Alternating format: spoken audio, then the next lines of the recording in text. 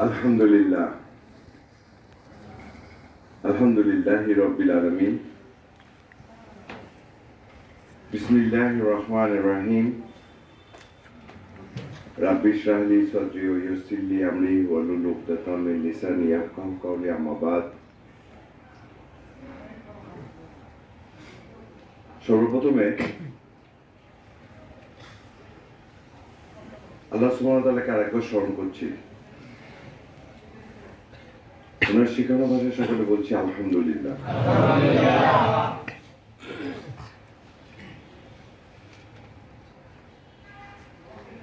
সবসময় এটাই আমরা শুনে আসি যে কেউ আলহামদুলিল্লাহ বলতে বলে আর আমরা আলহামদুলিল্লাহ বলি।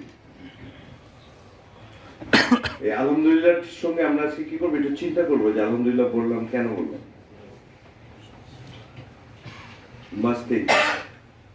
চিন্তা করা উচিত। প্রশংসা কার করলাম?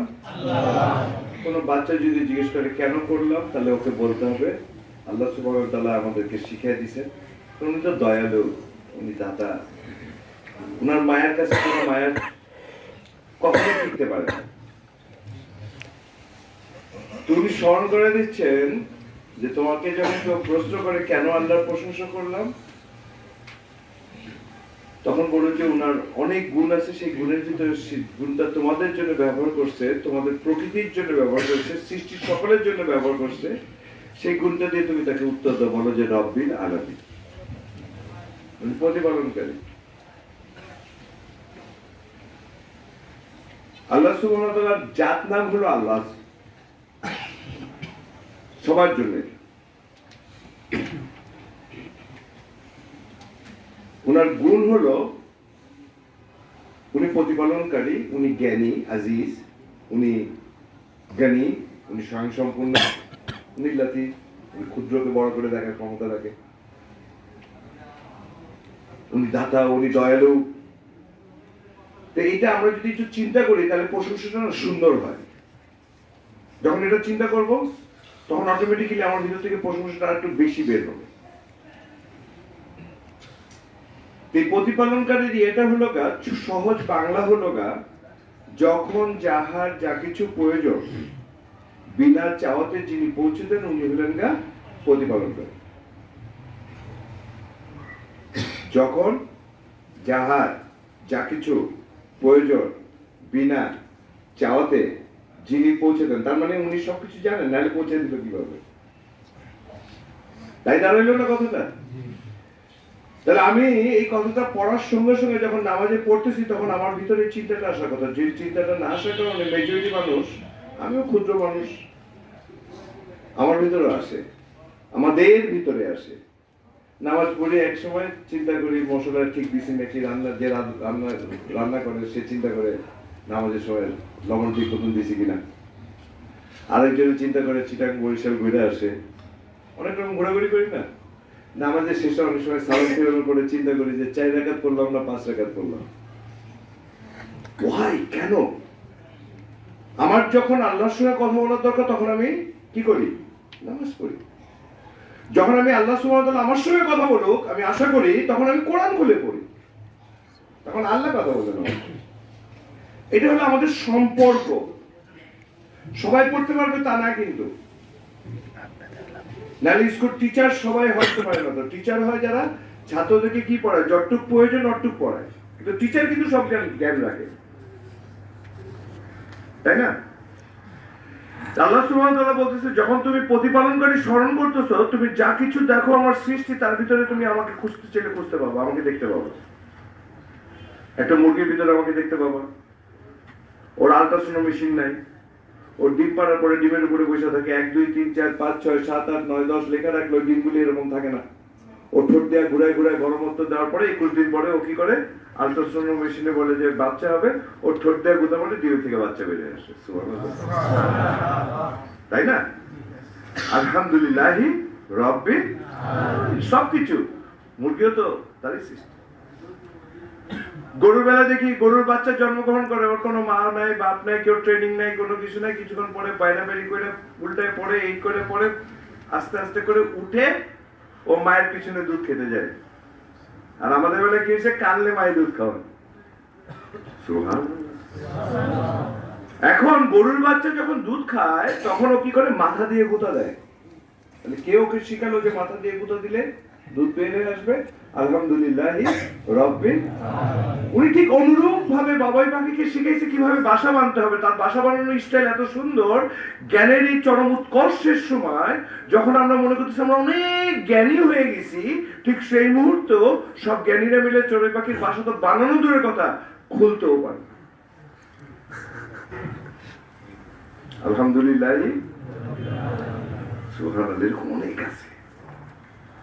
এখন এই অনেকের ভিতরে আমি এই কথাগুলি বলার পিছনে আনলাম, আমাকে নিয়ে আসলাম যে আমি একটা শুক্রবিন্দু যখন মায়ের গর্ভের ভিতরে আমার বাবার শরীর থেকে বের হয়ে ওখানে আমি আটকাই গেলাম, ওই দিনকে আমি ফার্স্ট হয়েছিলাম। কে কালো, কে সাদা, কে হিন্দু, কে বৌদ্ধ, এটা নিয়ে এখন কিন্তু নাম নিয়ে কথা হচ্ছে না, কথা হচ্ছে মানুষ নিয়ে। কারণ ওখান থেকে তো মানুষই বের হয়, মায়ের পেট থেকে অন্য কোনো কিছু বের হয় নাকি? মানুষ বের হয় না। তো এই মানুষকে উনি ওখানে মায়ের পেটে আসার পরে কোনো ডাক্তার জানে না, কোনো মা জানে না, কোনো বাবা জানে না, যা কিছু প্রয়োজন উনি ওখানে দিয়ে দিয়ে কি করে আমাকে ওই শুক্র বিন্দুটাকে, যেটা যন্ত্র দিয়ে এখনো দেখা যায় না, সেটার ভিতরে এই প্রত্যেকটা মানুষ যার যার মানুষ ওই ছোট্টটার ভিতরে ছিল। তাহলে ওখান থেকে যা যা প্রয়োজন নাভির সঙ্গে নাভি লাগায় যিনি আমাকে খাওয়ায় বড় করলেন, উনি কি করলেন, হঠাৎ করে মাকে জানাই দিল মায়ের মেয়েদের একটা শারীরিক নিয়ম আছে, ওই নিয়মটা বন্ধ হলে তখন মেয়ে লোকটা চিন্তায়, একদিকে চিন্তিত একদিকে খুশি। খুশি হওয়ার কথা ছিল না এরকম, কারণ যে কষ্ট উনি সামনের দিকে দেখতে পাচ্ছে, এই সন্তানটাকে নিয়ে যে কষ্টের মোকাবেলা উনি করতে যাচ্ছেন, সেখানে খুশি হওয়ার কথা না তো। সেখানে উনি খুশি হচ্ছেন না চিনে, ছেলে হবে না মেয়ে হবে তাও জানে না। আল্লাহ বলতেছেন আমি সেই মায়ের বুকে সেই দয়াটা, আমার দয়ার থেকে সামান্য একটু দয়া এই সবার ভিতরে দিছি, মায়ের ভিতরে দিছি। কতখানি দিছি? 100 ভাগের 1 ভাগ সবাই ভাগ করছি, 99 রেখে দিছি।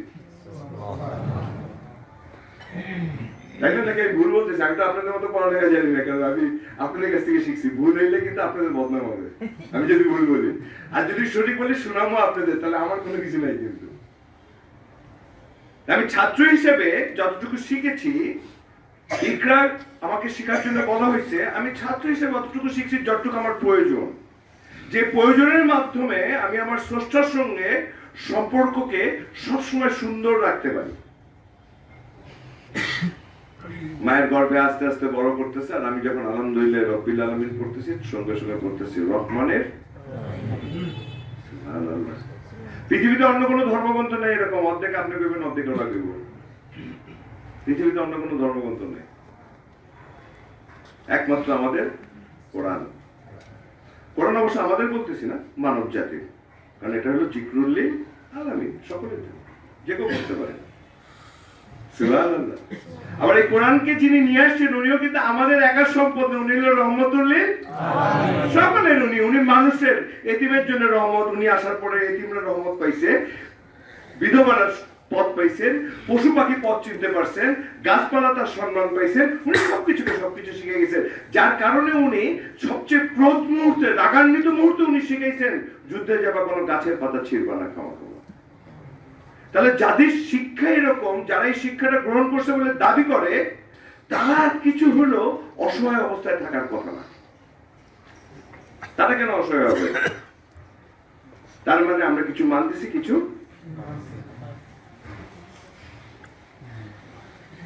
আল্লাহু আকবার। এখন আল্লাহ সুবহানাহু ওয়া তাআলা নাভির সঙ্গে নাভি লাগায় খাওয়াচ্ছেন। আমি ট্যাক্সি চালাই বিদেশে, এই বেশে চলি, আমি ঢাকার ছেলে, আল্লাহকে ভালোবাসি কিন্তু নামাজ কালাম করতে কষ্ট মনে হতো। বিদেশ চলে গেছি, বিদেশে খ্রিস্টানরা একটা চার্চ কিনছে, ওই চার্চের ভিতরে মসজিদ বানাইছে টরন্টোতে। তো মসজিদে যখন ঢুকছি, তখন ওই মসজিদের যিনি ইমাম সাহেব, উনি খ্রিস্টান ছিল আগে পরিচয়, ওখান থেকে উনি মুসলমান হয়েছেন। তো উনি মিম্বারে কারা জুম্মার দিনে খুতবা দিচ্ছেন। তো খুতবাতে উনি বলতেছেন যে আমি কিছু দেশ ঘুরে আসলাম, যেসব দেশে দেখি কোরআন শরীফকে মরা মানুষের বই বানানো হয়েছে। উনি বলতেছেন, আর আমি পিছনে, আমি কিন্তু নামাজ পড়তে যাইনি, আমি গেছি চার্চ দেখতে। একজন বুড়ার মানুষ এসে আমাকে জিজ্ঞেস করছে, are you looking for উদু place? তুমি, আমি তো এরকম উপরের দিকে তাকাই দেখতেছি চার্চ মসজিদ, নামাজ পড়তে তো আর যাইনি। তুমি কি অজুর জায়গা খুঁজতে? না বলতে লজ্জা পেয়েছি। বুড়া মানুষ জিজ্ঞেস করতেছে, তাই কেন যে আমার খুঁজতেছি। এখন উনি আমার অজুর জায়গা, এখন অজু করে কই যাবো, বাইরে তো গাড়ি থাকতে পারি না, সবাই ভিতরে ঢুকতে, আমি ভিতরে ঢুকে যেয়ে বসছি। আল্লাহ আমাদের অনেক ভালোবাসে। দেখেন কত মানুষ, কোটি কোটি মানুষ। জুম্মার দিনে যে মসজিদ ফুল, আসরের সময় সেই মসজিদ খালি। মাঝে ওই আল্লাহ আবার ডাকতেছে, আসরে আসুনি, ঠিক আছে আবার ডাকতেছে তোমারে, আল্লাহু আকবার আল্লাহু আকবার। বান্দা এখনো আসুনি, আবার এর সাথে ডাকতেছে, আবার বছর ডাকতেছে, বছরের পর বছর ডাকতেছে। এরপরও যদি আমাদের বুঝের ভিতরে এটা না আসে, এবং আমি এই বুঝটাকে নিয়ে যদি আরেকজনকে বুঝাতে সাহায্য না করি, তাহলে আমার এই বুঝটাও ভুল। কারণ আমার কাছে সুন্দর জিনিস আছে, কাউকে দিলাম না, তাই না? নাকি তাই খারাইল না কি মুরব্বী? আমি এটা উনি বলতেছেন যে এক দেশে গেলাম, সেই দেশে দেখলাম মানুষের কিতাব বানায় রাখছে, কিন্তু উনি ঝগড়াঝাটি বলে। কারণ ইসলামে ঝগড়াঝাটি নেই, ইসলাম কোন ঝগড়াঝাটি নাই। আপনি কোন দল, কে কি জানি না, রাসূল সাল্লাল্লাহু আলাইহি ওয়াসাল্লাম সমাধান দিয়ে গেছে, সূরা ফাতিহা ছাড়া নামাজ হবে না। তো শব্দ মসজিদে ঢুকে কি সূরা ফাতিহা পড়ে না অন্য কিছু করে? সূরা ফাতিহা ছাড়া নামাজ হয়? তাহলে সব শিয়া সুন্নি হানাফি যা নাম বলবেন, মসজিদে যখন ঢুকতেছে সালাত, সবাই যখন সূরা ফাতিহা ছাড়া নামাজ হবে না, সূরা ফাতিহা যখন পড়তেছো, ইহদিনাস সিরাতাল মুস্তাকিম যখন বলতেছো, তার মানে তোমার ভিতরে হিংসা থাকতে পারবে না। আর এটা তুমি গ্যারান্টি দিলে কিভাবে? নামাজে এসে বলতেছো আসসালামু আলাইকুম, আসসালামু আলাইকুম, মানে আমার দ্বারা তোমার অশান্তি হবে না। আল্লাহু আকবার। 4 কোটি মানুষ জুম্মার দিনে গ্যারান্টি দেওয়ার পরে, পরের দিন যদি প্রতিবেশীর সঙ্গে তার গন্ডগোল হয়, তাকে আমরা সবাই মিলে বকাবকি গালাগালি করবো নাকি? কি করব? প্রথমে তার জন্য দোয়া করব, তারপরে কি করব? ভালোবাসা দিয়ে তার হৃদয়কে কিনতে চেষ্টা করব, তারপরে কি করব? তাকে সঠিক জিনিসটা তার সামনে উপস্থাপন করব। তাই তো নিয়ম নাকি? নিয়ম, তাই না? এখন ওখানে যখন উনি এই কথাগুলি বলতেছেন, তখন উনি, আমি পিছনে বসে শুনতেছি, আর আমি দেখতেছি আমার সঙ্গে মিলে যায় যে আমার বাবা মারা গেছিল, কিছু লোকজন এটা কোরআন শরীফ, উনি বলতেছেন কোরআন শরীফ পড়ানো সঠিক না বেঠিক এটা নিয়ে তর্কে যাবেন না। অ্যাটলিস্ট ও যে কোরআন শরীফ পড়তেছে, তার মানে আল্লাহর ভালোবাসা তো আছে, ওইটাকে বিচার করে ভালোবাসেন না। কিন্তু বলেন যে আপনার ছেলে যদি এইখানে বসে একটুখানি কুল পড়ে, ওনাকে গোসল করাতে যদি একটু সাহায্য করে, কবরে নামাইতে যদি সাহায্য করে, তাহলে আপনার মতো ধনী কোনো পিতা হইতে পারবেন না বা মাতা হইতে পারবেন না। আপনারা ধনী হতে চেষ্টা করেন, ঝগড়া করতে চেষ্টা করেন, এটা ছিল ওনার কথা। আমি যখন চিন্তা করলাম, অনেক কথাটা তো এখন ওনার বন্ধুর জীবনের উনি একটা ঘটনা বলতেছে যে পৃথিবীতে 100 কোটি মুসলিম যদি শুধু একটা কথা রাসূল সাল্লাল্লাহু আলাইহি ওয়াসাল্লাম মেনে চলে, উনি বলছে তোমরা শান্তিতে থাকতে চাও, তাহলে কি হবে? একে অপরকে দেখে কি করবা? কি দিবা? সালাম দিবা? না না না না না, আফসুস সালাম। শুধু সালাম দিবা না, বেশি বেশি সালাম দিবা। বেশি বেশি বাদ দিলে কিন্তু ভুল হয়ে যাবে আমাদের। কারণ একবার সালাম দিয়েছি, আবার 1 ঘন্টা পরে দেখা হইলে আবার সালাম দেওয়ার দরকার নেই। আর বেশি বেশি সালাম মানে আবার দেখা হইলে কি কোনো কথা না বলো আর না বলো, ওর উপরে শান্তি কামনা করো। যে শান্তির জন্য শুরুতে আমি আলহামদুলিল্লাহ বলতে বলছিলাম। দেখেন এখানে এত মানুষ বসে রয়েছে, এই বয়সে অনেক মানুষ আছে আজকে সকালে তারা দেখতে পেত, এই বয়সের অনেক মানুষ আছে আজকে তাদের কানে কথা শুনতো, এই বয়সে অনেক মানুষ ছিল আজকে সকালে সুস্থ ছিল, কিন্তু এখন হাসপাতালে বসে আছে। কেউ হয়তো অক্সিজেনের অপেক্ষায়, কেউ হয়তো ডাক্তারের অপেক্ষায়, কেউ হয়তো সোনার ডাক্তারের অপেক্ষায়। ঠিক সেই মুহূর্তে আমরা এখানে বসে স্রষ্টাকে আমার নিজের মতো করে দেখার যে সুযোগ পেয়েছি, এর জন্য আমরা সকলে কি বলেছিলাম? আলহামদুলিল্লাহ, আলহামদুলিল্লাহ, আলহামদুলিল্লাহ। আওয়াজটা কতটুকু হচ্ছে? ক্রিকেট খেলায় 4 রান 6 মারলে বাংলাদেশ টিম 3-4 রান করলে জিতে যাবো, 6 মারছে। ওই বেলা চিল্লাটা থেকে জোরে হয় না? ওই কিন্তু মানা করছি ওই না। আলহামদুলিল্লাহ কইলেন, আল্লাহ বলে তুমি আমার সারা জাহানকে যদি দান করে দাও, তুমি আমার উপরে খুশি হয়ে যদি শুধু একবার আলহামদুলিল্লাহ বলো, আমি আরো বেশি খুশি হই। খুব ছোট্ট জিনিস, এত বড় করে দেখেন যে আল্লাহ সুবহানাহু ওয়া তাআলা যার কাছে না চাইলে যে রাগ করে, তার কাছে চাওয়া বন্ধ করে মানুষের কাছে চাওয়া শুরু করে দিয়েছে। আল্লাহু আকবার। এখন উনি যখন এই কথা বললেন, আমি এসে কোরআন পড়া শুরু করলাম। এখন উনি যে ঘটনাটা বলতেছেন ওনার বন্ধুর, উনি আমেরিকাতে না অনেক মানুষ জেলখানায় যে মুসলমান হচ্ছে, আর আমি জেলখানাতে বেশি, যারা গ্যাং মেম্বার বেশি, যারা ড্রাগ খায় বেশি, তাদেরকে নিয়ে কাজ করি। কারণ রাসূল সাল্লাল্লাহু আলাইহি ওয়াসাল্লাম যাদেরকে নিয়ে ওনার মাথাটা ঠিক ছিল না, উনি পাহাড়ে বসে চিন্তা করতেছে এই সমাজটাকে কিভাবে চেঞ্জ করবে, সেই সমাজে এই ধরনের লোকই ছিল। আর ওনার এই চিন্তার কারণে আল্লাহ সুবহানাহু ওয়া তাআলা কি করছেন, একদিন রোজার মাসে একটা তারিখে এসে জিবরাইল আলাইহিস সালামকে দিয়ে কোরআন দিয়ে বলল যে এটার মাধ্যমে তুমি এটা ওদেরকে বোঝাতে চেষ্টা করো, তাহলে সবাই এখান থেকে ছুটে এসে সুন্দরভাবে সমাজ সকলে মিলে মিশে থাকতে পারবে। তাই তো? সেই কোরআন আজও তো আছে নাকি নাই? তাহলে এখন যদি ওই অবস্থা হয় তাহলে আমরা কি করব? ফেসবুকে আর করে মানুষের গীবত করব, দোষ করে বাই করব, নাকি সন্দেহ করা শুরু করব? যেটা আমরা চ্যাম্পিয়ন বাংলাদেশে। নিষেধ কিন্তু, সন্দেহ করো না, করলে তিনটা আয়াত পাশাপাশি, সন্দেহ করো না, দোষ খুঁজে বের করো না, গীবত করো না। যারা করে তারা কি করে? বড় ভাই কি করে?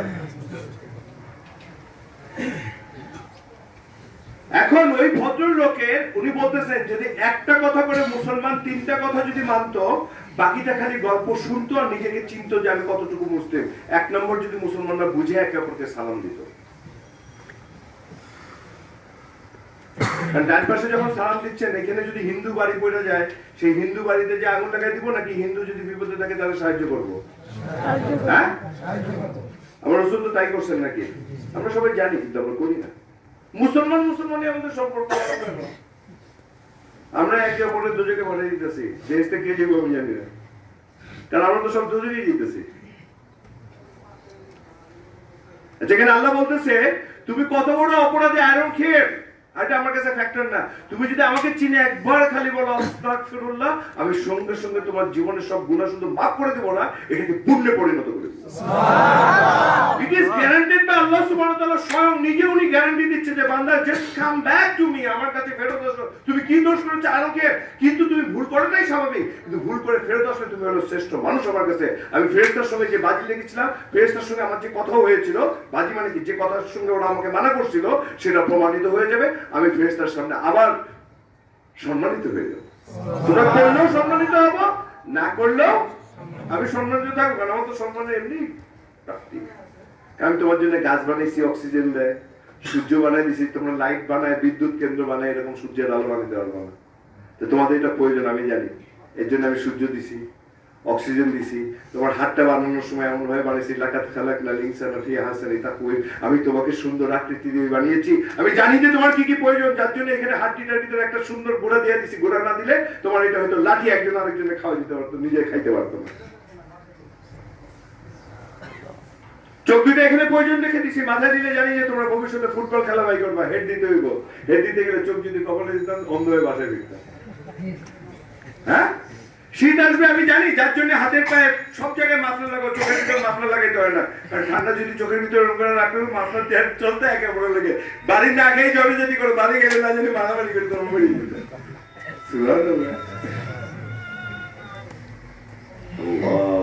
আলহামদুলিল্লাহ রাব্বিল আলামিন। তুমি বলতেছে প্রথম যদি মুসলমানরা বুঝে নিতে পারে, আজকে 4 কোটি মানুষ নামাজ পড়ছে, সালামের অর্থ কি? আমি যখন কাউকে সালাম দিব, সেই সালামের প্রথম যে জাতি, প্রথম কথা হলো ঘুম থেকে উঠে বলে যে তুমি আমাকে নিঃশ্বাস প্রশ্বাস সাবান নিতে দিয়েছো, এর জন্য আলহামদুলিল্লাহ। দ্বিতীয় কথা, যে তাকে ঘরের ভিতরে দেখে, সে কাজের লোক হোক, স্ত্রী হোক, সন্তান হোক, প্রতিবেশী হোক, যাকে প্রথম দেখবে সে প্রথম কথা কি বলবে? আসসালামু আলাইকুম। মানুষের ভাষায় কোরআন শরীফ যখন আছে, আপনি কোন দলের এটা আমার দেখাতে হবে না। আপনার ভাষায় যেহেতু কোরআন শরীফ আছে, যেহেতু আপনি মরে গেলে বিসমিল্লাহ ওয়ালা মিল্লাতে রাসূলুল্লাহ বলে মাটিতে চান, সেহেতু আপনার কাছে প্রথম দাবি ডাকার সঙ্গে সঙ্গে আপনি একে অপরকে বলবেন আসসালামু আলাইকুম। রিকশায় ওঠার সময় আসসালামু আলাইকুম কিন্তু আমরা দেই নাকি? আল্লাহু আকবার, কেউ উত্তর দিল না, নাকি মাইকে আওয়াজ নেই নাকি? সুবহানাল্লাহ। 4 কোটি মানুষ আজকে জুম্মার নামাজ পড়ছে, ডান পাশে বসা আর বাম পাশে বসা যদি সালামের বিনিময়ে শুধু আবার নতুন জীবন শুরু হয়, ঘরের ভিতর দিয়ে সালাম শুরু হয়, তাহলে ঘরের ভিতর কিরকম অবস্থা হবে? বউ বাসায় গেছেন, ডাল রান্না করছেন, লবণ নাই, লবণ কম হয়েছে, আমরা তো ঝগড়াঝাটি করি না, বউরে কই যে তুমি অনেক ভালো রান্না করেছো, লবণ দিতে ভুলে গেছো, আসো আমার পাশে একটু লবণটা দিয়ে দাও, তাহলে আমরা আবার সুন্দর করে খাই। আমরা তো এরকম করে কথা কই নাকি, কই যে লবণ দিতে ভুলে গেছে, এটার লেগে ঘরে এমন ঝগড়াঝাটি হয় যে দুপুরে খাওয়া হয়তো খায় না। কিন্তু সালামের দাবি ছিল এটা, আমি বলিনি যে আপনাকে বলতে হবে, এটা ছিল সালামের দাবি, না হলে আপনি মিথ্যাবাদী হয়ে যাবেন। কারণ আমার ট্যাক্সি দুটো একজন বলছিল গুড মর্নিং, আমি তার সঙ্গে খারাপ ব্যবহার করছিলাম। গুড মর্নিং মানে কি? খারাপ মর্নিং, আপনার সকাল খারাপ হোক নাকি সুন্দর হোক। আমি তার সঙ্গে খারাপ ব্যবহার করছি। সে নামার সময় দেখে যখন নামতেছিল, আমার গাড়িটা যখন বন্ধ করতে গেছিল, তখন গাড়ি বন্ধ করতে যে গাড়ির দরজা ধরে সে আমাকে বললো যে গাড়ির দরজাটা আমার না খুব রাগ হয়েছিল, ভাঙবো, কিন্তু পরে চিন্তা করলাম আমি মিথ্যাবাদী হয়ে যাবো দেখে তোমার গাড়ির দরজাটা এনে করলাম না। তুমি আই এম সরি, তুমি আমাকে কিছু রাগ করো না, আমি যে একটু খারাপ ব্যবহার করছি এই জন্য তুমি আমার উপরে রাগ করো না। মিথ্যাবাদী মানে আমি তো তোমার সকাল সুন্দর চেয়েছিলাম, এখন যদি গাড়ি এরকম করে মেরে ভেঙে দেয় রাগের চোটে, তো তোমার তো সকালটা নষ্ট হয়ে যাবে। এই জন্য তোমাকে আমি রাগ থেকে নিজেকে কন্ট্রোল করে তোমাকে মাফ করে দিলাম।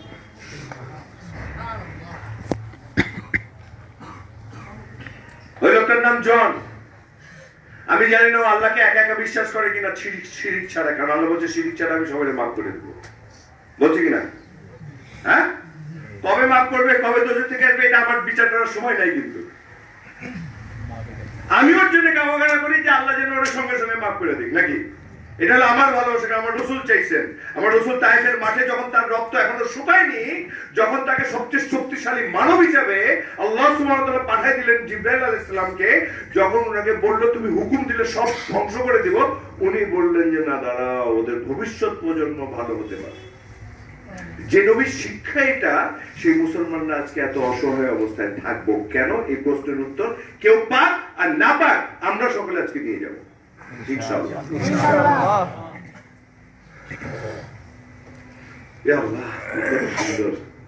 এখন আমি কোথায় কি বলতেছিলাম মনে আছে? হ্যাঁ, প্রথম কথা উনি কি বলছেন, সালাম যদি তোমরা বুঝে দিতা তাহলে ঘরের ভিতর কি স্ত্রী বলতো, স্ত্রী তোমার সালাম দিয়ে গেছিলাম, ডাল রান্না করে তো রাখছে, অ্যাটলিস্ট না থাকলে কি করতাম? সত্যি হয়েছে ভালো কথা, কিন্তু নাক দিয়ে এখনো নিঃশ্বাস সত্যি হয়েছে ভাই, শরীর খারাপ, এমন ভাবে কই মনে যে শিখে গেল। আরে শরীর খারাপ থাকার কারণে যতবার আল্লাহ ডাকছেন, সুস্থ থেকে তো ততবার ডাকেন না, তো শরীর খারাপ থাকাই তো ভালো, কারণ আল্লাহর কাছে তো ফেরত যাবো। আলহামদুলিল্লাহ বলেন।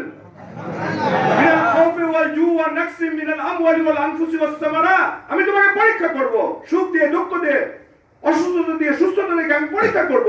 এই পরীক্ষা যারা ধৈর্য ধারণ করে, যারা এটাকে মেনে নেয়, আমি তাদেরকে কি বলি, তাদের উপর তাদেরকে আমি কি করি, ভালোবাসি।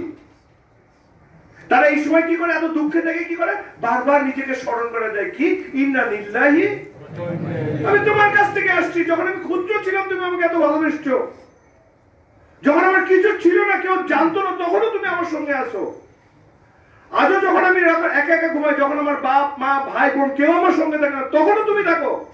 আমি আর কাউকে ভুলে থাকলে, তোমাকে ভুলে থাকাটা যদি আমি করে থাকি, আর জন্য তুমি আমাকে মাফ করে দাও। এই জন্য সারাদিন কি করবেন, আস্তাগফিরুল্লাহ বেশি বেশি কি করবেন, স্মরণ করে দেবেন যে আল্লাহ আমাকে ক্ষমা করে দাও, আমাকে না, আমার সঙ্গে সঙ্গে আল্লাহ সকলকে এটার উপলব্ধি দাও যেন তুমি সকলকে ক্ষমা করে দাও। এটাই আমি চাই। কারণ তুমি ক্ষমা না করলে তো যে তোমার বেয়াদবি করে, যে তোমার শির করে, তাকে তো তুমি এখনো বাঁচায় রাখছো, খাইতে দিচ্ছ, সুন্দর রাখছো, সবকিছু। যেহেতু তুমি ওকে ভালোবাসো, আমি তোমাকে ভালোবাসি দেখে আমি ওকে ভালোবাসি।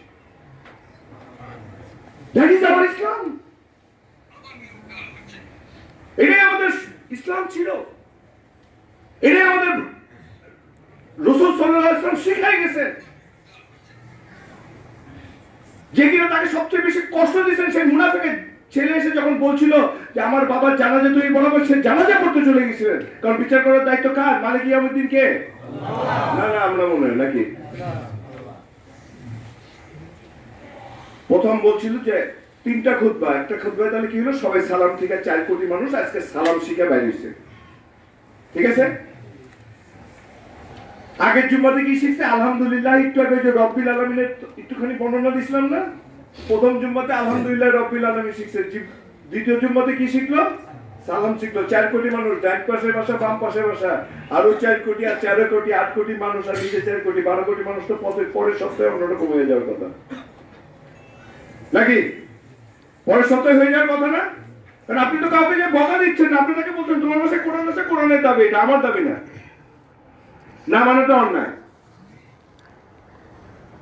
3 নম্বর হলো প্রতিবেশী, আর নবী মুহাম্মদ রাসূলুল্লাহ অথবা সাহাবে কোরআনে সূরা আসরের অথবা সাহাবিল হককে একে অপরকে হক উপদেশ দাও। হক উপদেশ কিন্তু শুধু মুখেই হয় না, আচরণেও হয়, নাকি হয় না? বুড়ি কাটা বিছিতে আসছে, রাসূল সাল্লাল্লাহু আলাইহি ওয়াসাল্লাম লাঠি নিয়ে বসে থাকছেন নাকি? যেদিন আসেনি বরঞ্চ সবাই আমরা এগুলো কিন্তু ওয়াজে শুনে আবার সবাই কই সুবহানাল্লাহ। ভাই সুবহানাল্লাহ কেন কইলেন? দেখো কি যে রাসূল সাল্লাল্লাহু আলাইহি ওয়াসাল্লাম কইছে, তার মানে এটা সুবহানাল্লাহ কইলে আপনি আর আমার করতেই হলো তো মনে হয় না, এটা আমাদেরও করতে হবে। তাহলে আপনার সুবহানাল্লাহ এই জন্য বলছেন যে এখন থেকে আমরা করবো, এই জন্য সুবহানাল্লাহ কে হাওয়া, তাই জন্য সুবহানাল্লাহ কি টাকা আছে। আল্লাহু আকবার। এখন উনি যে ঘটনা বলতেছেন, তৃতীয় যেটা, উনার প্রতিবেশী যে ভদ্রলোক আমেরিকাতে যে কালা মানুষটা মুসলমান হয়েছে জেলখানায়, সে মুসলমান হওয়ার পরে ও কয়েকটা কথা শুনে আসছে, বেশি কথা শুনেনি। শুনছি যে তোমার যদি কখনো প্রয়োজন হয়, তুমি যদি কখনো নিজেকে একাকিত্ব বোধ করো, তুমি কি করবা? রাত্রেবেলা ঘুমের থেকে উঠে আল্লাহর সঙ্গে কথা বলবা,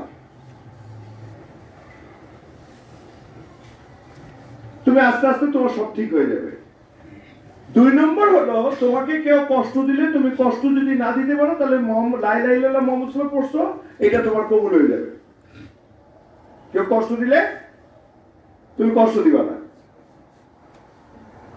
উনি কালা মানুষ, আমেরিকাতে থাকে, উনার প্রতিবেশী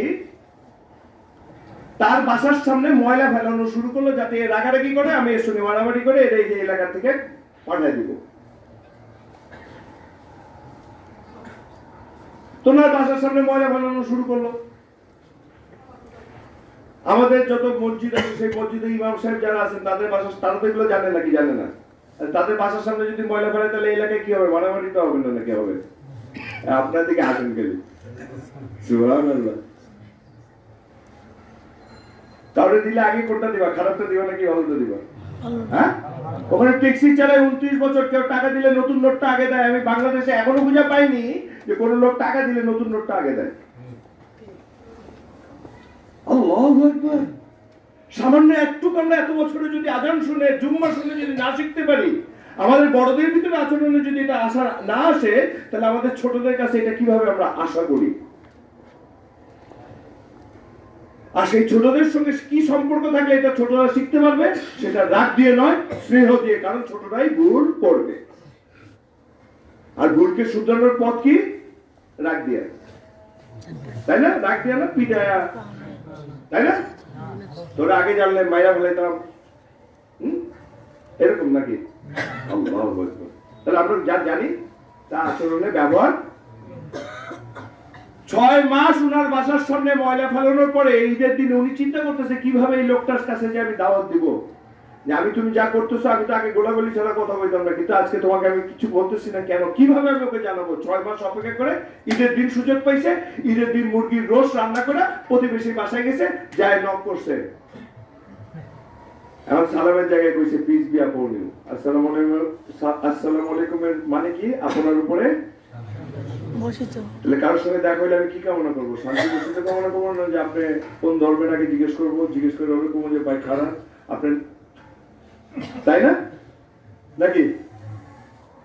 উনি যে আমাকে বললো পিস বি আপন ইউ, তোমার উপরে শান্তি বর্ষিত হোক, আমি তোমার প্রতিবেশী, তোমার খবর নেওয়ার কথা ছিল, আমার লিডার আমাকে বলেছে তোমার খবর নেওয়ার কথা, কিন্তু আমি লজ্জায় 6 মাস তোমার খবর নেইনি।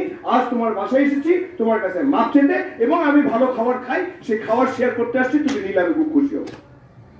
সুবহানাল্লাহ বলতাম, আমি বলার পরে বললেন না, আপনি নিজে নিজে বলছেন আমি এখন থেকে করবো, এই জন্য সুবহানাল্লাহ বলবেন। এখন ওর বাসায় যখন ওই খাবারটা দেওয়া হলো, ওই খাবারটা নেওয়ার পরে সে ওকে থ্যাংক ইউ বলছে, ও চলে আসছে। পরের দিন আর ময়লা ফেলে না, খাওয়ারই না কেবল দিচ্ছে, আর তো কিছু বলা হয়নি এখনো, নাকি বলা হয়েছে? হ্যাঁ, পরের দিন ময়লা ফেলে না, তারপরের দিন ময়লা ফেলে না, তারপরের দিন ময়লা ফেলে না। তৃতীয় দিনের দিন উনি গেছেন ওনার বাসায়, আবার যাই বলতেছেন, নক করছে, গুড ইভিনিং, শুভ সন্ধ্যা, পিসিবি আপন ইউ, শান্তি। তুমি আবার why did you come today again? তুমি আজকে কেন আবার আসছো? বলে আজকে আসছি, তুমি তো অসুস্থ, তোমাকে দেখতে আসছি। কাকে অসুস্থ তুমি কেমনে জানলে?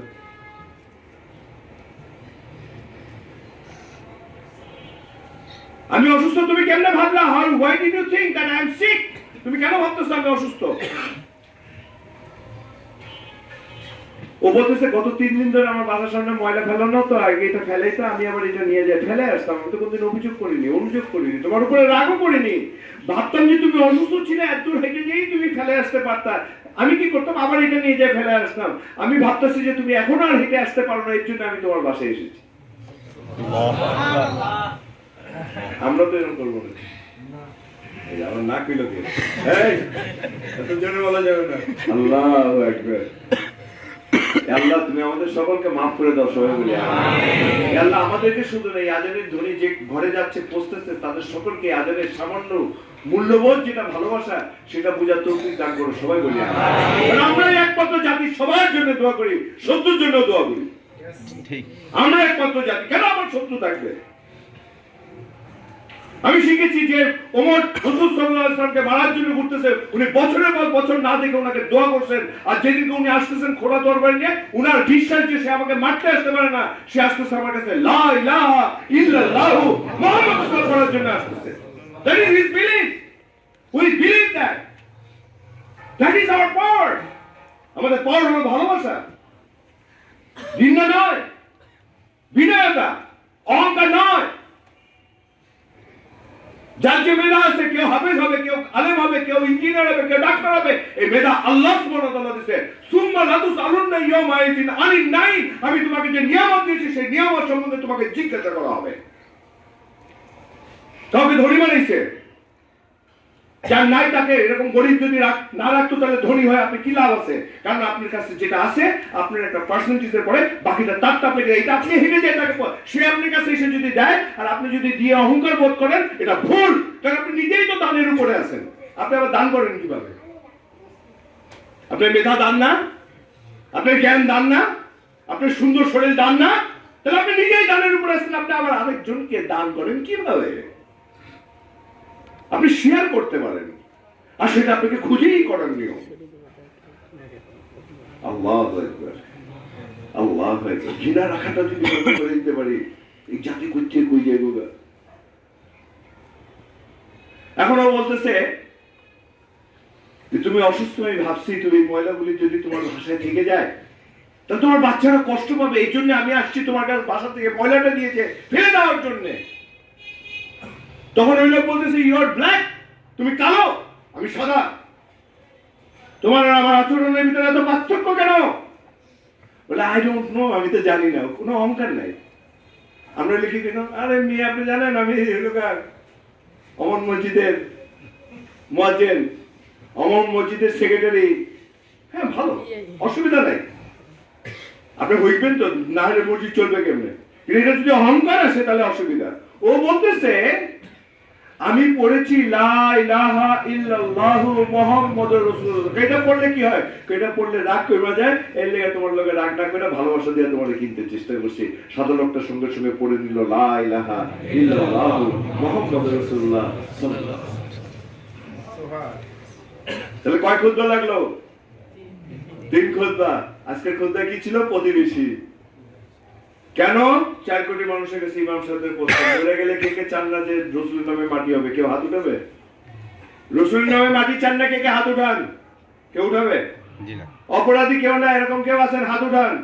ইমাম সাহেব হাত উঠে বলবে আমরা সবাই জীবনে কখনো না কোনো ভুল করছি, করাটাই স্বাভাবিক, না তো আমরা ফেরেশতা হয়ে যেতাম।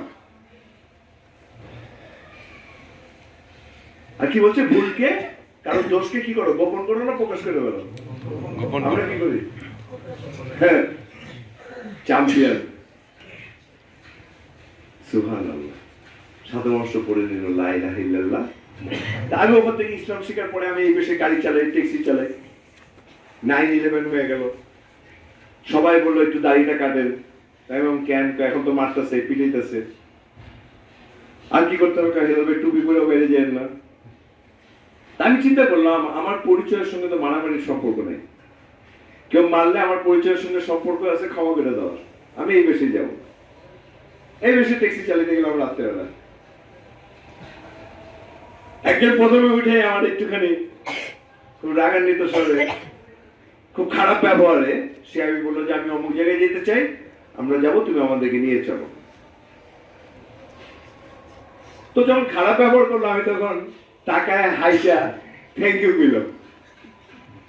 তার নাম তো আমার মোহাম্মদ, হাসা ছাড়া পথ নেই। এখন ও হয়তো ভাবতেছে পাগল এটা। কেউ যদি আপনারা রাগারাগি করে বকাবকি করে বাংলাদেশ আপনি যদি থ্যাংক ইউ করে সবাই আপনার বন্ধু বান্ধব কি কইব? দাওড়া পড়ে না যাই করেন কি কইব? কি তুই পাগল হয়েছিস নাকি? আমরা তো আসি কয়েকজন দেন ওরে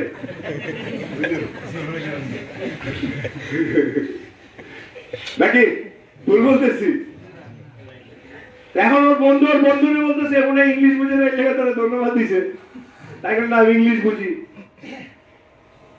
জিব্বার যে মালিক সে বলছে জিব্বা দিয়ে পারলে ভালো কথা করবে, না হলে খারাপ কথা করবো। যদি কিছু বলার থাকে, যদি তোমার কিছু বলার ইচ্ছা হয় ভালোটা বলো, খারাপটা বলো না। এই জন্য আমি তোমাকে ভালোটা বলেছি, খারাপটা বলিনি। নাহলে আমিও গালাগালি জানি, আমি অনেক গালাগালি জানি। ঢাকায় না তো আমি গালাগালি তো আল্লাহ, গালাগালি দিতে দেখি শয়তান লাগে। এরকম গালি তো আমিও শিখিনি, শয়তান মনে মনে করে। তখন যে ছেলেটা আমাকে একটুখানি রাগ করছিল সে আমাকে বলতেছে সরি। তাহলে আমি প্রথমে গালি দেওয়ার পরে আমি কি করছিলাম? একটা হাসি দিছিলাম, হাসির সঙ্গে থ্যাংক ইউ বলছিলাম। আর এটাকে কাকে প্রাধান্য দিলাম? রাগকে নয়, ক্ষমাকে। আর আমার নবী মুহাম্মদ রাসূলুল্লাহ সাল্লাল্লাহু আলাইহি ওয়াসাল্লাম বলেছেন রাগ নিষেধ, ক্ষমা করা উত্তম। আর তোমাদের ভিতরে যার ভিতরে এই ক্যারেক্টার আছে সে হলো যে আল্লাহকে বিশ্বাস করে এবং এই সুন্দর আমল করে, উলাইকা হুম খায়রুল বারিয়া, সে হলো আল্লাহর সৃষ্টির ভিতরে শ্রেষ্ঠ সৃষ্টি। এখন আপনার এটা আছে এটা নাই, এটা পরের ব্যাপার। থাকা ভালো, পরিচয় থাকা ভালো, লাভ আছে। কিন্তু আমল যদি থাকে, কুত্তারে ভালোবাসা আপনি আল্লাহর কাছে মায়া পেয়ে যেতে পারেন কি পারেন না? হ্যাঁ, তাহলে আপনার আচরণ, ড্রেস থাকুক আর না থাকুক, কি থাকতে হবে? আচরণ। ইল্লাল্লাযিনা আমানু ওয়া আমিলুস সালিহাত। এই সূরা 3 এর ভিতরে আবার আল্লাহ আরেক জায়গায় কি বলেছে? ফালাহুম আজরুন গায়রু, তো সুখবর দিয়ে দাও, তোমাকে দেখতে কারোর কাছে খারাপ মনে হচ্ছে, তুমি আমার কাছে শ্রেষ্ঠ। তোমার নাকটিটা পচা, সবার কাছে অসুন্দর, তুমি আমার কাছে সুন্দর। বিকজ লাকাত খালাকনাল ইনসানা ফি আহসানি তাকওয়িম। আমি তোমার যে আকৃতিতে মানে সেটা আমার কাছে সুন্দর লাগে, তোমাকে আল্লাহর কাছে যদি সুন্দর লাগে, কারোর কাছে লাগলেই কি না লাগলেই কি? ঠিক, হ্যাঁ, কারোর কাছে ভালো লাগা আমার দরকার আছে?